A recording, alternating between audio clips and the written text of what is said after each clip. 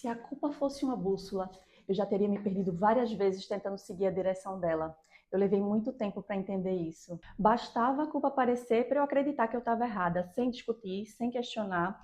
Mas olhando para trás, eu percebi que a culpa tem um péssimo senso de direção, porque ela quase nunca aparece quando a gente espera. Às vezes ela aparece justamente no dia que a gente fez uma escolha que já devia ter feito há muito tempo. Você põe limite, resolve não assumir um problema que não é seu, descansa sem inventar uma desculpa, muda de ideia, ou simplesmente diz um não que você já deveria ter dito há meses atrás. E aí, de repente, a danada aparece novamente, como se dissesse assim: tem certeza, querida?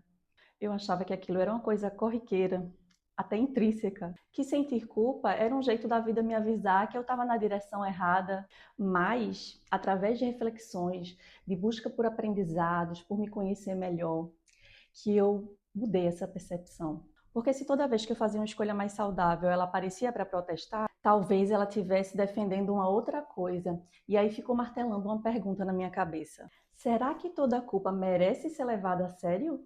A gente costuma muitas vezes tratá-la como uma bússola. Mas será? Será que esse sinal vermelho que bate internamente quer dizer que a gente está na direção errada mesmo? Porque olhando para trás, muitas das decisões que eu tomei vieram acompanhadas dela.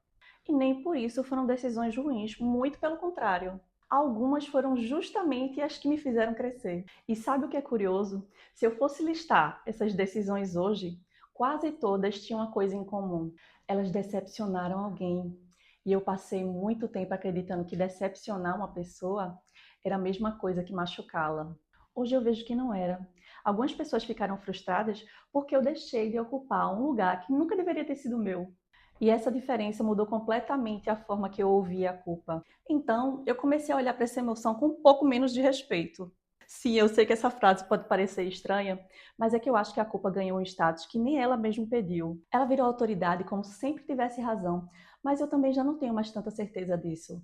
Hoje eu penso que a culpa carrega histórias, educação, medos, expectativas, lealdades. E vai que ela tem uma memória muito melhor do que senso de justiça. Porque ela lembra de tudo que você aprendeu, de tudo que esperavam de você, de todos os papéis que você ocupou ao longo da vida. Mas nem sempre ela sabe dizer se essas regras ainda fazem sentido para a pessoa que você é hoje. Então preste atenção nisso. Às vezes ela não está dizendo você fez a coisa errada, mas sim você fez uma coisa diferente do que sempre fez. Porque fazer diferente não é a mesma coisa de estar errando. E isso fez um boom na minha mente. Segura essa frase que eu vou te falar agora. Existem escolhas que machucam expectativas sem machucar ninguém. Quando a gente confunde uma com a outra, a gente acaba carregando responsabilidades que nunca foram nossas. Deixa eu explicar melhor. Imagine que você recebe um convite e você diz não porque precisa descansar. Alguém pode ficar decepcionado, afinal de contas, a expectativa daquela pessoa foi frustrada. Mas isso não significa que você fez mal a ela. Deixa eu dar outros exemplos.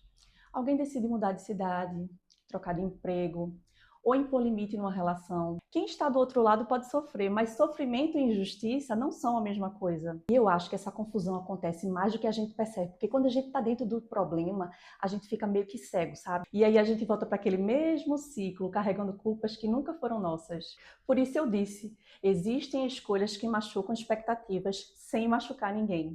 Eu devo te confessar que durante muito tempo eu confundia o desconforto de alguém com a responsabilidade de resolver aquele desconforto da pessoa. Naquela época eu nem percebia que estava fazendo isso, era tudo no automático. Eu achava que estava sendo uma boa pessoa, responsável, prestativa, mas hoje eu me faço uma pergunta diferente. Quantas vezes aquilo era bondade? E quantas vezes era só o medo de decepcionar alguém? Porque essas duas coisas podem ser muito parecidas, mas elas são movidas por coisas completamente diferentes. Hoje eu consigo separar melhor, nem sempre, mas mais do que antes. E isso para mim já é um avanço, eu diria até um alívio. Aliás, isso me fez pensar em outra coisa. A culpa ela é muito seletiva, né? Ela raramente chega para perguntar por que a gente se abandonou tantas vezes, mas aparece rapidinho quando a gente decide parar de fazer isso. Convenhamos, é um péssimo senso de direção. Gente, eu tô achando que eu tô começando a tratar a culpa como uma pessoa.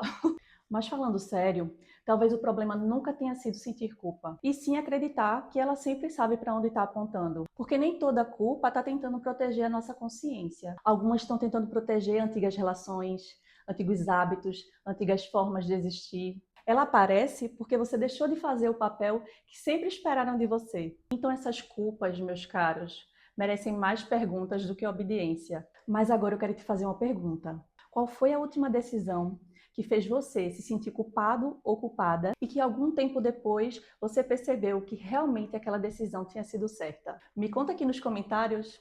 Eu gosto de ler essas histórias porque elas sempre me lembram que crescer também é aprender a conversar com as nossas próprias emoções. Eu sou a Cássia e esse foi mais um Olhar sobre a Vida. Até o próximo. Beijo!